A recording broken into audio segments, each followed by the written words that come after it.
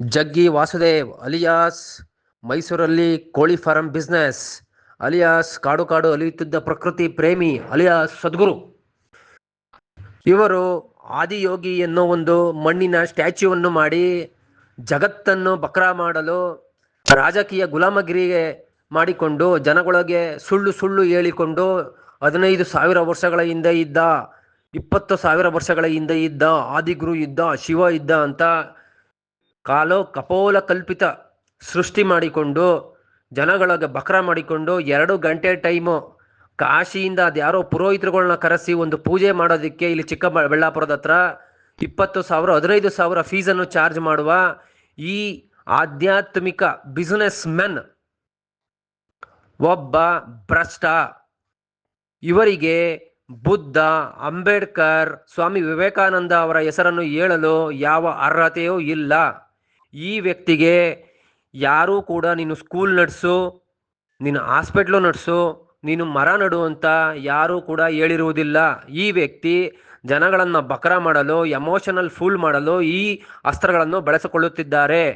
ಅದರ ಜೊತೆಗೆ ಈ ವ್ಯಕ್ತಿ ಇಷ್ಟೊಂದು ಸಾಮಾಜಿಕ ಕಳಕಳಿ ಇದ್ದರೆ ಸರ್ಕಾರವೇ ಇದೆ. ಸರ್ಕಾರಕ್ಕೆ ನಮ್ಮ ಪ್ರತಿ ಒಬ್ಬ ಪ್ರಜೆಗಳು ಈಗ ಹುಟ್ಟಿದ ಮಗುವಿನಿಂದ ಹಿಡಿದು ಈಗ ಹುಟ್ಟಿದ ಮಗುವಿಗೆ ಒಂದು ವ್ಯಾಕ್ಸಿನ್ ಹಾಕ್ಸೋಕ್ಕೆ ಅವ್ರ ಅಪ್ಪ ಅಮ್ಮ 28% GST ಕಟ್ತಾರೆ.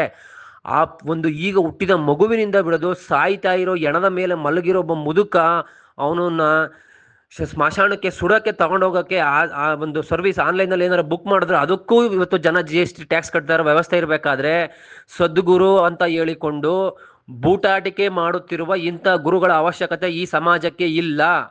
ಈ ನಿಜವಾಗ್ಲೂ ಇವರು ಸದ್ಗುರುಗಳಾಗಿದ್ದರೆ ಇವರು ಇದೇ ರಾಜಕೀಯ ಗುಲಾಮಗಿರಿಯ ಪದ್ಧತಿಯ ವಿರುದ್ಧ ವಾಯ್ಸ್ ರೈಸ್ ಮಾಡಿ ರಾಜಕಾರಣಿಗಳಿಗೆ ತಾಕೀತು ಮಾಡಿ ನ್ಯಾಯಬದ್ಧವಾದ ಧರ್ಮಬದ್ಧವಾದ ಆಳ್ವಿಕೆಯನ್ನು ನಡೆಸಿ ಎಲ್ಲ ರಾಜಕಾರಣಿಗಳ ಭ್ರಷ್ಟಾಚಾರದಲ್ಲಿ ಸಂಪಾದನೆ ಮಾಡಿರೋ ಹಣಗಳೆಲ್ಲನ್ನು ಸೀಜ್ ಮಾಡಿ ಅದನ್ನು ಸರ್ಕಾರದ ಸುಪ್ರದಿಗೆ ಕೊಟ್ಟು ಸರ್ಕಾರಿ MLAಗಳು MP ಗಳು ಈ ರಾಜಕಾರಣಿಗಳು ಮಂತ್ರಿಗಳು ಯಾರ ಅಧಿಕಾರಿಗಳು ಎಲ್ಲರ ಹತ್ರ ಇರೋ ಭ್ರಷ್ಟದ ಹಣವನ್ನು ಕಿತ್ತು ಅದನ್ನು ಜನಗಳಿಗೆ ಸದುಪಯೋಗ ಮಾಡಿಸಿಕೊಂಡು ಸಾಮಾಜಿಕ ನ್ಯಾಯ ವ್ಯವಸ್ಥೆ ಮತ್ತು ಬಡ ಮಕ್ಕಳಿಗೆ ಉಚಿತ ಶಿಕ್ಷಣ, ಅಂಬೇಡ್ಕರ್ ಅವರು ಬರೆದಿರೋ RTI ರೈಟ್ ಟು ಎಜುಕೇಷನ್ ಅನ್ನೋ ಒಂದು ಸಿಸ್ಟಮ್ ಒಳಗಡೆ ಉಚಿತ ಎಜುಕೇಷನ್, ರೈಟ್ ಟು ಹೆಲ್ತ್, ಎಲ್ಲರಿಗೂ ಒಂದು ಉಚಿತವಾದಂತಹ ಆರೋಗ್ಯ ವ್ಯವಸ್ಥೆ ಈ ರಾಜಕಾರಣಿಗಳು ಏನೇ ನಡೆಸ್ತಾ ಇದ್ದಾರೆ ಇವತ್ತು ಹಾಸ್ಪಿಟ್ಲ್ಗಳು ಅವನ್ನೆಲ್ಲಾನು ಸರ್ಕಾರವು ಅದನ್ನು ಮಾನಿಟೈಸ್ ಮಾಡಿ ಅಥವಾ ನ್ಯಾಷನಲೈಸ್ ಮಾಡಿ ಅವತ್ತು ಹೆಂಗೆ ಬ್ಯಾಂಕನ್ನು ಇಂದಿರಾ ಗಾಂಧಿ ಅಥವಾ ಯಾರೋ ಕಾಂಗ್ರೆಸ್ನವರು ನ್ಯಾಷನಲೈಸ್ ಮಾಡಿದ್ರು ಅದೇ ರೀತಿ ಇವತ್ತು ಇದೇ ಸರ್ಕಾರಗಳು ಎಲ್ಲ ಪ್ರೈವೇಟ್ ಸ್ಕೂಲ್ಗಳನ್ನ ಮತ್ತು ಎಲ್ಲ ಪ್ರೈವೇಟ್ ಹಾಸ್ಪಿಟ್ಲ್ಗಳನ್ನ ನ್ಯಾಷನಲೈಸ್ ಮಾಡಿ ಸರ್ಕಾರದ ಸುಪ್ರದಿಗೆ ತಗೊಂಡು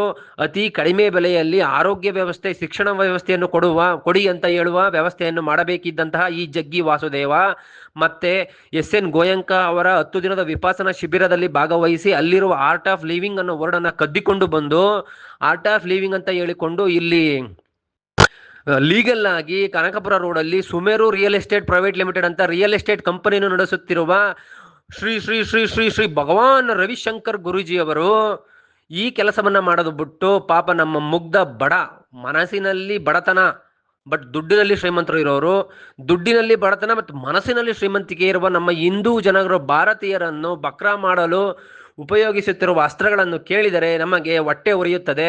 ಈ ದೇಶವನ್ನು ಯಾರೂ ಉದ್ಧಾರ ಮಾಡಲು ಸಾಧ್ಯವಿಲ್ಲ. ಎಲ್ಲರೂ ಅವರವರ ಉದ್ಧಾರ ಅವರವರಿಗೆ ಹಮ್ಮರ್ ಕಾರ್ ತಗೊಂಡು ಓಡಾಡ್ತಿದ್ದಾರೆ ಹೊರತು ನಿಮ್ಮನ್ನು ಯಾರೂ ಉದ್ಧಾರ ಮಾಡಲ್ಲ. ದಯವಿಟ್ಟು ಜನಗಳೇ, ನೀವು ಬುದ್ಧರ ನಿಜವಾದ ತತ್ವಗಳನ್ನು ಫಾಲೋ ಮಾಡಿ. ಬುದ್ಧರ ನಿಜವಾದ ಧ್ಯಾನಗಳೇನಿದ್ದಾವೆ, ಆನಾಪಾನ ಸತಿ, ಕಾಯಾನುಸತಿ, ಸತಿಪಟ್ಟಾಣ, ಈ ರೀತಿಯಾದಂತಹ ಧ್ಯಾನದ ವಿದ್ಯೆಗಳನ್ನು ಕಲಿತುಕೊಂಡು ನೀವು ಪ್ರಾಕ್ಟೀಸ್ ಮಾಡಿ ನಿಮಗೆ ಇರುವುದರಲ್ಲಿ ಖುಷಿಯಾಗಿ ಚೆನ್ನಾಗಿ ನೆಮ್ಮದಿಯಾಗಿ ಬದುಕುವುದನ್ನು ಕಲಿತುಕೊಳ್ಳಬೇಕೆಂದು ವಿನಂತಿಸುತ್ತೇನೆ. ಧನ್ಯವಾದಗಳು. ನಾನು ಇಂಟಲೆಕ್ಚುಯಲ್ ಟೆರರಿಸಂನ ವಿರುದ್ಧ ಒಂದು ಆರ್ಮಿಯನ್ನು ಕಟ್ಟಬೇಕೆಂದುಕೊಂಡಿದ್ದೇನೆ. ನನ್ನ ಆರ್ಮಿಗೆ ಯಾರಾದರೂ ಸೇರೋರಿದ್ರೆ ದಯವಿಟ್ಟು ಬರಬೇಕಾಗಿ ವಿನಂತಿ.